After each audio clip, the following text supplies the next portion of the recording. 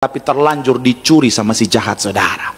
Dan saya mau bilang, saudara, kalau kita tidak sadar, seringkali kita tidak berjaga-jaga, iblis mencurinya daripada kita, saudara. Makanya 1 Petrus pasalnya yang kelima ayat yang ke-8, sama-sama kita baca. Boleh munculkan Alkitab, saudara. 1 Petrus 5 ayat 8, yang sudah di sana boleh bilang, aku diberkati. Sadarlah dan berjaga-jagalah. Lawanmu yang mengaum-ngaum dan mencari apa? Sama-sama bilang sama saya sadar. Sama-sama bilang sama saya berjaga-jaga. Saya mau bilang, saudara, kalau kita nggak sadar, kalau kita nggak berjaga-jaga, iblis dapat dengan mudah mencuri dari kehidupan setiap kita, saudara. Contoh begini, misalnya di gereja ada copet. Ada copet nggak di gereja? Yang copet boleh angkat tangan? Nggak apa-apa, angkat tangan aja. Kita nggak akan hakimi, kita akan doa bersama. Haleluya, puji Tuhan. Tapi di gereja bisa ada copet. Oh, lawang saya dulu, saudara, kan saya dulu pelayanan bersama dengan Bapak Gembala Sidang, belum jadi pendeta, masih jadi seorang tim, saudara. Kemudian di Sarbini, saudara, kan banyak banget, saudara, jemaatnya, saudara. Itu kalau sekali Bapak Ibu pelayanan, saudara, itu full, luar biasa. Setiap sisi, setiap sudut sampai speaker ada orang lantungan di sana, saudara. Saking ramainya, dan ada copet di antaranya, saudara. Jadi biasanya habis altar call, Bapak Ibu sudah naik ke atas, kita masih di panggung, saudara, ada yang datang, Pak, tolong, kenapa HP hilang, dompet hilang. Jadi ternyata ketika jemaat angkat tangan, Tuhan turut tangan, copet juga main tangan, saudara. Haleluya. Nah, tapi kenapa itu bisa terjadi? Karena jemaat Tuhan berpikir bahwa di situ tidak ada copet. Jadi mereka nggak sadar copet sudah mengintai mereka. Karena mereka nggak sadar, mereka tidak berjaga-jaga, dengan mudah copet itu mengambil. Sekarang sih udah nggak ada, puji Tuhan ya. Tapi sekali lagi saya mau bilang, saudara, begitupun yang terjadi dalam kehidupan setiap kita. Kalau kita nggak sadar, iblis sementara mengintai kita untuk mencuri dari kita nggak berjaga-jaga. Akhirnya apa, saudara? Dengan leluasa iblis dapat mencuri dari kita. Sama-sama bilang sama saya sadar. Sama-sama bilang sama saya berjaga-jaga. Amin. Makanya hari, saudara, dalam judul khotbah si atau sang pencuri, saudara, kita akan sama-sama belajar apa yang berharga dalam kehidupan setiap kita yang bisa dicuri sama iblis. Kalau kita tidak siaga, kalau kita tidak sadar, kalau kita tidak berjaga-jaga. Tujuannya adalah apa? Melalui firman Tuhan hari, doa saya, kita senantiasa sadar dan berjaga-jaga, sehingga segala yang terbaik yang sudah Tuhan sediakan, itu yang tetap jadi bagian setiap kita. Tepuk tangan yang paling meriah buat Tuhan. Haleluya. So, apa yang bisa dicuri sama iblis jika kita tidak sadar dan berjaga-jaga? Yang pertama adalah firman Tuhan. Sama-sama bilang sama saya firman Tuhan. Sama-sama bilang sama saya firman. Matius 13 ayat 19, sama-sama kita baca Matius pasal yang ke-13 ayatnya yang ke-19. Yang sudah di sana boleh bilang, aku diberkati Tuhan. Sama-sama kita baca. 3, ya, kepada mendengar firman tentang kerajaan sorga tetapi tidak mengertinya, datanglah si jahat. Itulah benih yang ditaburkan di pinggir. Sekali lagi, saudara, kepada setiap orang yang sama-sama bilang sama saya mendengar firman tentang kerajaan sorga tetapi tidak, sama-sama bilang sama saya tidak mengerti.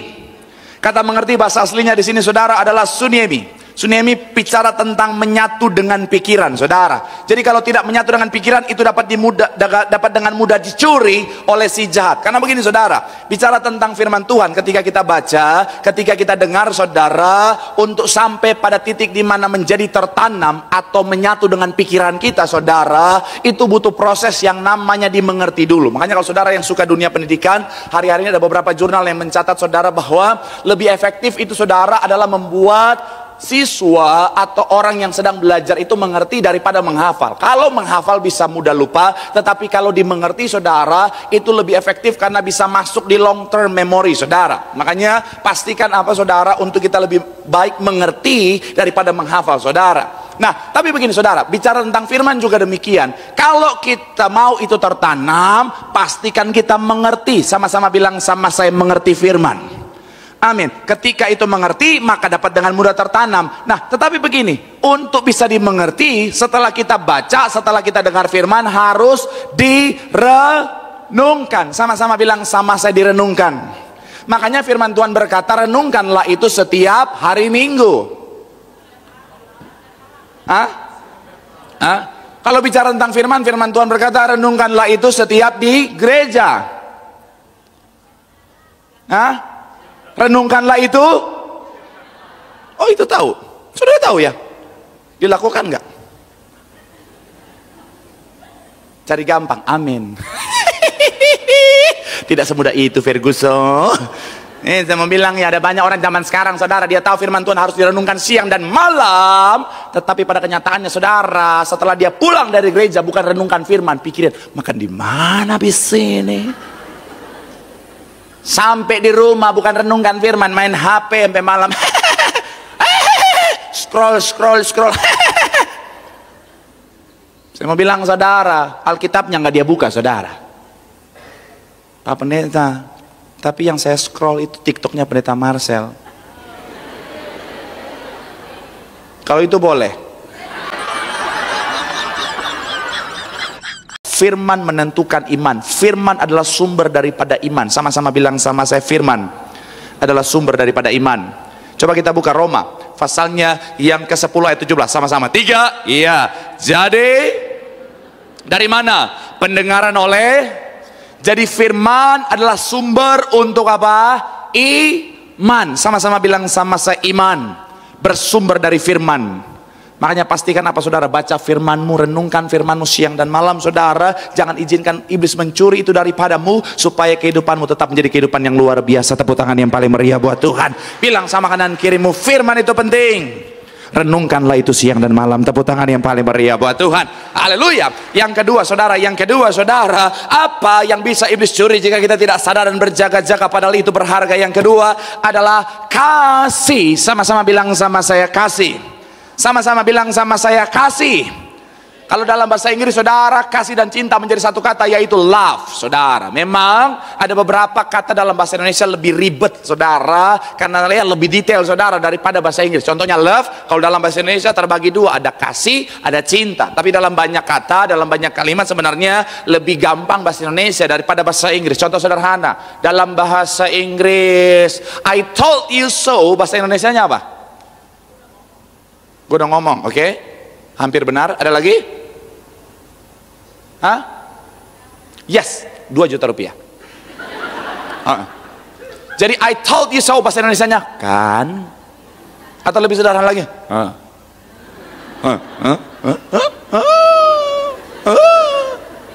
Kalau look at her, bahasa Indonesianya salah. Bahasa Indonesianya look at her. Zoom bro, zoom. Tunggu, masih cari fokus. Kenapa muka saya kok serem banget di situ ya? Oh, enggak, kamera ini enggak.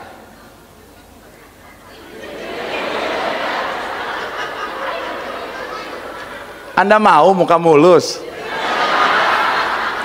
Pakai minyak urapan. Minyak urapan seger. Memang pendeta industri mah beda. Haleluya. Look at her dalam bahasa Indonesia adalah look at her, she's very ugly. Bahasa Indonesianya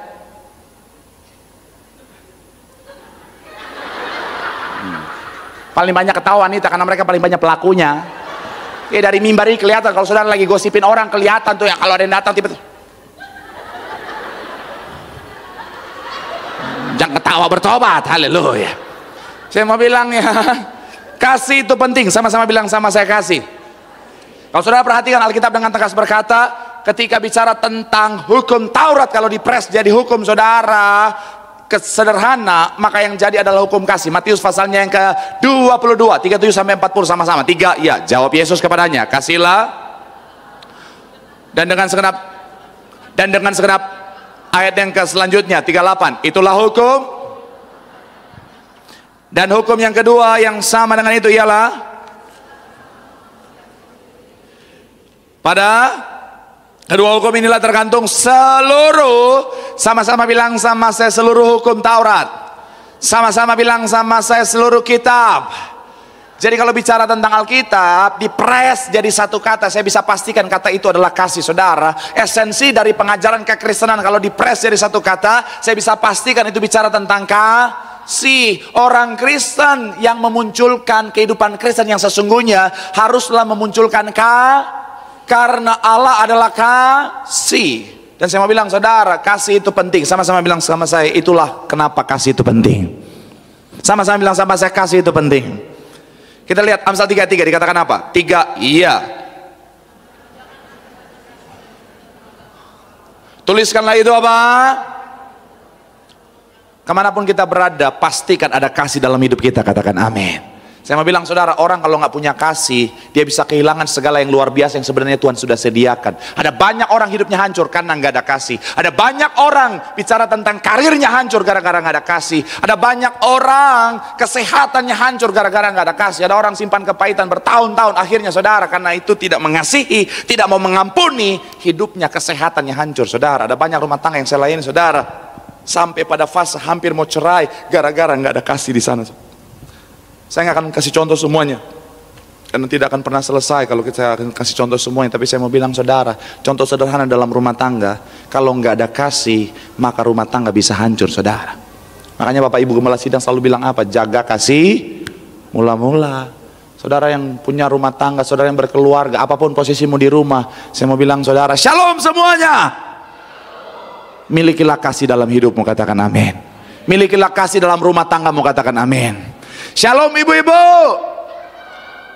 Itu anak kecil, emang sudah jadi ibu-ibu kau? Nikah umur berapa kau? Shalom ibu-ibu. Milikilah kasih dalam rumah tanggamu, amin. Suamimu bukanlah musuhmu, bu, amin. Hah? Bukan musuh. Nggak bisa Pak Pendeta. Tak akan kubiarkan laki-laki itu hidup tenang.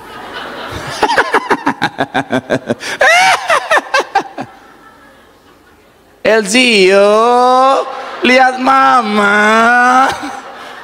Tak akan kubiarkan papamu tenang, Elzio. Maaf, kebanyakan main TikTok saudara, haleluya. Saya mau bilang sekali lagi saudara, bu, suamimu bukanlah musuhmu, betul bapak-bapak? Nggak bisa Pak, mama papa saya di rumah kayak Tom and Jerry. Saya mau bilang bu, milikilah kasih dalam rumah tangga. Suamimu bukanlah musuhmu. Kalaupun kadang-kadang dia marah bu, kalaupun kadang-kadang bu dia ya emosi bu, saya mau bilang saudara, dia bukan musuhmu. Dia hanya seorang kepala keluarga yang mencoba mengekspresikan betapa lelahnya dia dengan posisinya sebagai kepala rumah tangga. Betul bapak-bapak? Iya. Memang bapak-bapak tuh di sini tuh malu-malu ya. Ya Pak Pendeta gimana ya? Kita yang bapak ngomong sih betul, tapi kan kita laki-laki tidak bercerita Pak Pendeta.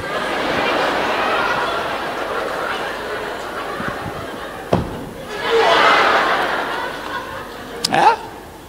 Saya mau bilang ya, bu, suamimu bukanlah musuhmu bu. Sekalipun mungkin dia pulang kantor bu, dia nggak dengerin kau ngobrol bu, dia cuma mandi, makan, habis itu main handphone sebentar dan dia tidur. Dia bukanlah musuhmu, dia hanya seorang pria yang mencoba memulihkan dirinya daripada kelelahan di luar sana bu.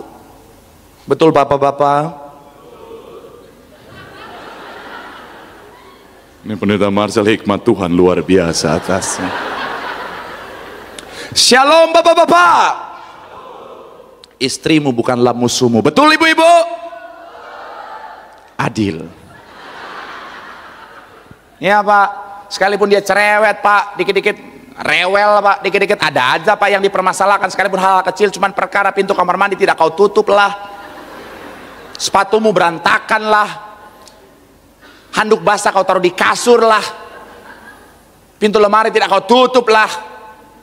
Saya mau bilang bukan karena dia musuhmu, tapi dia sementara menunjukkan dia adalah istri yang bertanggung jawab dalam keluarga. Betul ibu-ibu? Shalom anak muda. Kakakmu bukanlah musuhmu. Betul kakak-kakak? Mereka hanyalah seorang yang punya perhatian lebih kepada adiknya yang dia sayangi. Betul kakak-kakak? Ya. Shalom ibu-ibu. Mertuamu bukanlah musuhmu bu.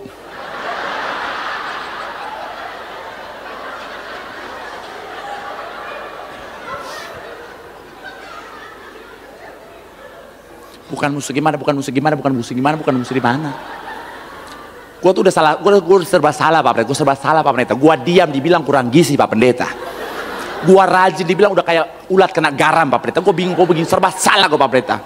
Saya mau bilang ya, mertuamu bukanlah musuhmu.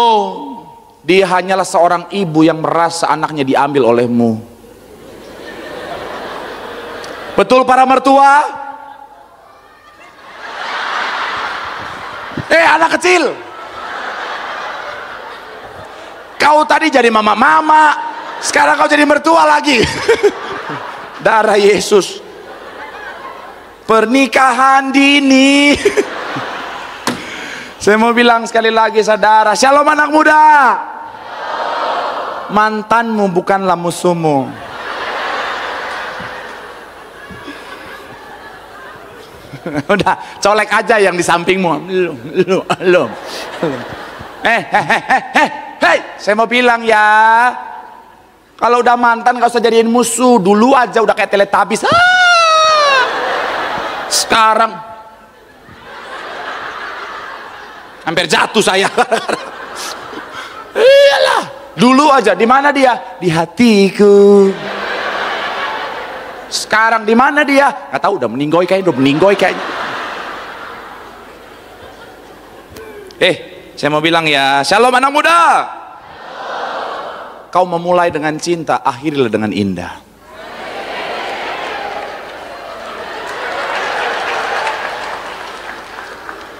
Elzio, saya mau bilang saudara, milikilah perspektif yang benar, amin. Kalau kita punya perspektif yang benar, maka dalam hidup kita akan memiliki kasih. Di mana ada kasih, di situ ada kehidupan yang luar biasa. Tepuk tangan yang paling meriah buat Tuhan. Bilang sama kanan kirimu, kasih itu penting. Tepuk tangan yang paling meriah buat Tuhan. Yang terakhir saudara, imam musik boleh maju ke depan. Yang terakhir, yang ketiga, apa saja yang bisa dicuri iblis ketika kita tidak sadar dan berjaga-jaga. Yang ketiga adalah harapan. Sama-sama bilang sama saya, harapan. Sama-sama bilang sama saya, pengharapan. Amsal 23:18. Amsal 23 ayat yang ke-18 dikatakan apa? Sama-sama kita baca. 3. Ya, karena sama-sama bilang sama saya, harapan. Saya mau bilang saudara, harapan itu penting. Karena orang kalau nggak ada pengharapan biasanya tidak punya semangat hidup. Orang kalau nggak ada pengharapan akhirnya apa? Do nothing, saudara. Orang kalau nggak ada pengharapan, sekalipun apa yang terbaik sudah ada di depan dia, Tuhan sudah sediakan, tapi karena dia tidak melakukan apa-apa, dia jadi orang yang tidak pernah mencapai yang terbaik yang sudah Tuhan sediakan. Kenapa? Karena orang yang tidak berpengharapan akan cenderung menjadi orang yang pasrah. Padahal yang Tuhan mau kita berserah, bukan pasrah. Apa beda pasrah dan berserah? Kami lagi nggak mau mikir, Bapak Neta. Ini tuh lagi akhir bulan, Bapak Neta. Kami lagi mikir cicilan, lagi mikir tagihan, dan juga pertokenan, Bapak Neta. Kami mau datang, terima dan diberkati, ketawa-ketawa. Haleluya. Bedanya, pasrah itu do nothing, nggak lakukan apa-apa, tapi berserah, tetap melakukan yang terbaik yang menjadi bagian kita, tapi hasilnya percayakan sama Tuhan. Nah, orang kalau sudah hilang pengharapan, dia cenderung do nothing, dan akhirnya tidak akan ada pencapaian apa-apa. Makanya ada seorang penulis buku, dia kalau nggak salah bukunya ada 14 atau 15 saudara, dan semuanya bagus. Namanya Helen Keller, saudara. Dia seorang penulis buku yang luar biasa, dan salah satu buku yang saya sarankan buat saudara adalah buku ini, Optimis judulnya, saudara. Dan saya juga baru tahu kalau dia ada keturunan Indonesia, either itu dari papa atau mamanya, saudara. Makanya marganya diambil dari sebuah ungkapan Indonesia yang dunia tidak selebar daun Keller, saudara.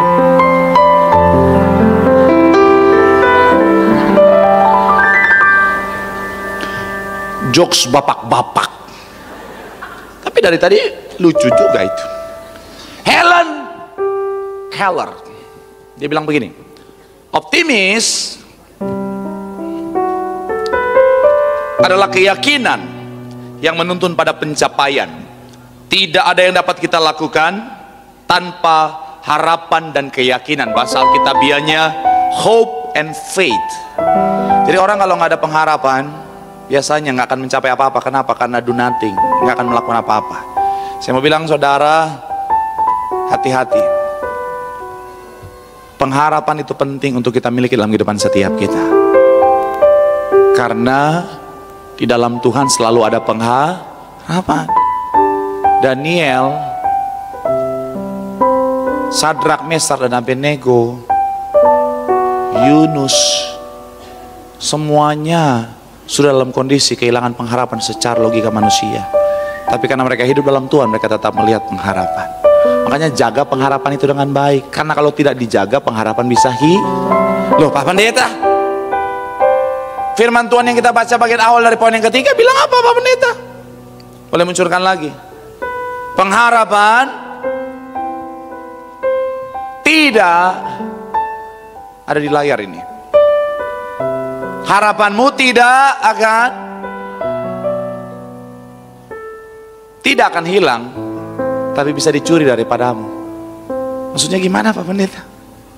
Aing liar. Ini saya analogikan handphone saya ini sebagai pengharapan yang Tuhan anugerahkan ke dunia, dan panggung ini adalah dunia ini, saudara. Dan saya mau bilang saudara, kalau kita tidak menjaganya dengan baik, iblis adalah pencuri, bisa masuk kapan saja, saudara.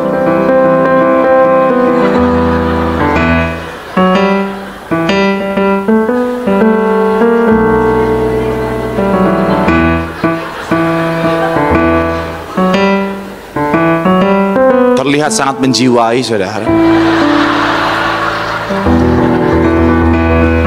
Saya curiga dia alumni, saudara. Tapi kalau saya analogikan sekali lagi, saudara, seperti yang saya bilang tadi, panggung ini adalah dunia ini. Pertanyaan saya, pengharapannya sudah hilang dari dunia atau belum? Belum, masih ada di dunia, betul ya? Tetapi saya kehilangannya. Masih ada di dunia, iblisnya masih di situ.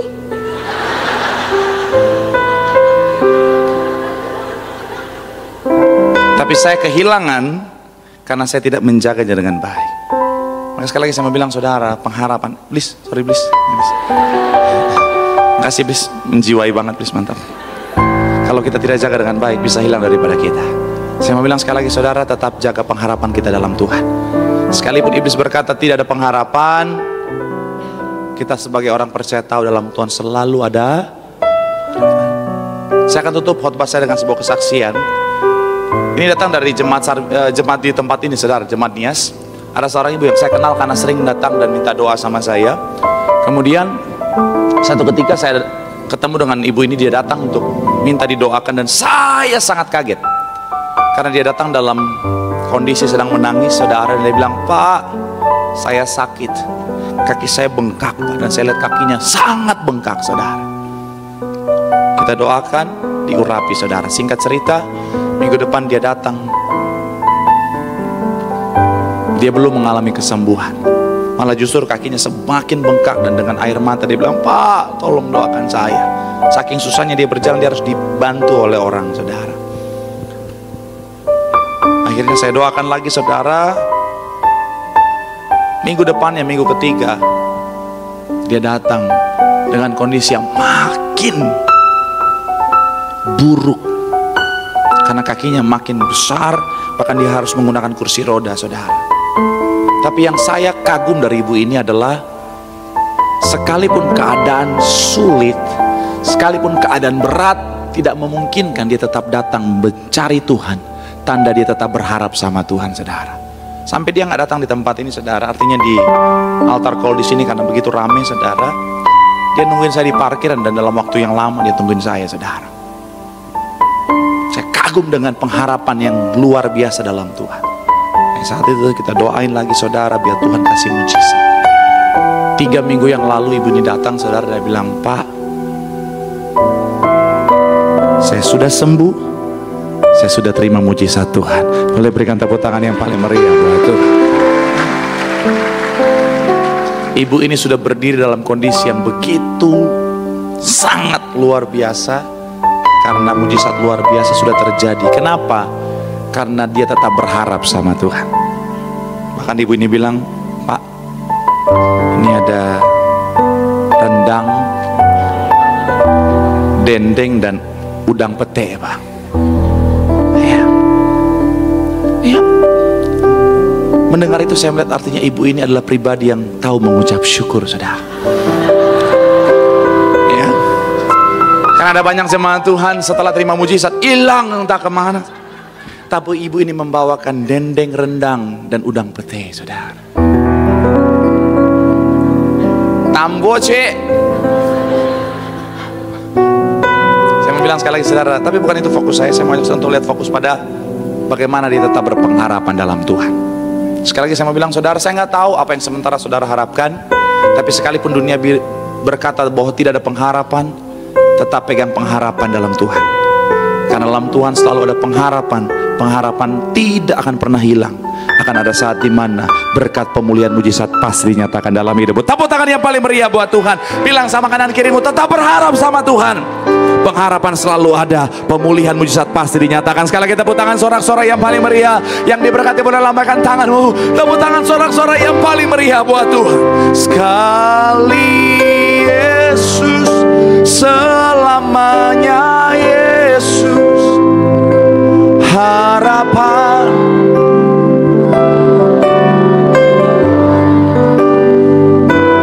Karena kasih-Nya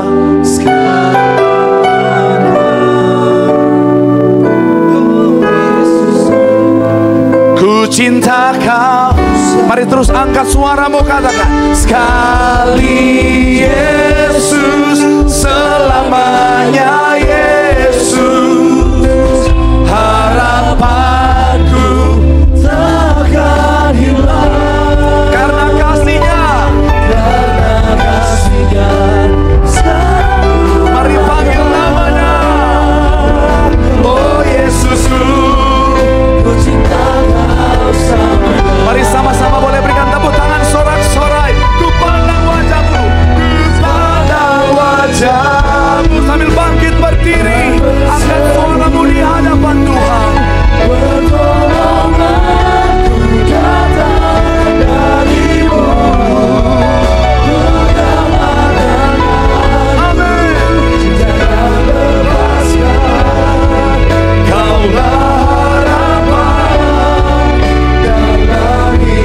Sama-sama boleh berikan tepuk tangan sorak-sorai yang paling meriah buat Tuhan. Kita teduhkan hati kita di hadapan Tuhan. Firman Tuhan mengatakan setiap kita jangan kehilangan firman, renungkanlah itu, karena itu adalah dasar, itu adalah pelita dalam kehidupan setiap kita. Jangan kehilangan kasih, karena kasih adalah dasar kehidupan orang percaya. Dan yang terakhir, jangan pernah kehilangan pengharapan, karena di dalam Tuhan selalu ada pengharapan bagi setiap kita. Terus berharap sama Tuhan. Pengharapanmu dalam Tuhan tidak akan pernah mengecewakan, pasti akan membuahkan pemulihan, pertolongan, kemenangan Tuhan dinyatakan. Hamba menyerahkan setiap jemaatmu, apapun masalah, tantangan, sakit, penyakit, persoalan kehidupan, mereka tetap berharap sama Tuhan dan melihat pemulihan dinyatakan di waktunya Tuhan. Kami doa anak cucu kami pintar, cerdas, generasi juara, punya masa depan yang luar biasa. Kami menyerahkan tempat ini, Tuhan berkati. Koordinator tempat ini diberkati, rekan-rekan yang melayani apapun bagiannya, semuanya juga diberkati Tuhan. Ucap berkat gereja kami, terutama yang sangat kami sayangi, gembala sidang kami, pendeta Darani Pari Haji, anak cucu menantu, ekstra kuasa, ekstra mujizat terus dipakai Tuhan luar biasa. Ucap berkat para pemimpin kami, Kargo Kariso dalam berkat hikmat Tuhan yang sempurna. Natal Tiberias 2024 sukses berhasil dalam nama Tuhan Yesus. Kami doa Indonesia diberkati, dimenangkan untuk kemuliaan nama Tuhan. Sesi terakhir pendeta Alex dalam berkat hikmat Tuhan yang sempurna. Sebentar kami pulang, Tuhan jaga sertai. Besok dan seterusnya usaha, pekerjaan, bisnis, toko dagangan studi kami, Tuhan yang berkati berhasil. Akhirnya sebelum kami meninggalkan tempat ini, kami mau terima berkat dari sorga. Sama-sama rekan hatimu, angkat kedua tanganmu dengan imanmu, pandang wajah Tuhan dan terimalah berkat Tuhan. Tuhan memberkati hidupmu, Tuhan memberkati pekerjaanmu, Tuhan memberkati kesehatanmu, Tuhan memberkati anak cucumu sepanjang tahun dan seterusnya lah tahun berkat, tahun pemulihan, tahun mujizat. Dan kiranya kasih anugerah dari Tuhan kita Yesus Kristus menyertai kita mulai hari ini sampai selama-lamanya. Yang sudah diberkati dengan sukacita sama-sama kita katakan amin. Tepuk tangan yang paling meriah buat Tuhan. Ini aku percaya, tiada yang mustahil bagimu.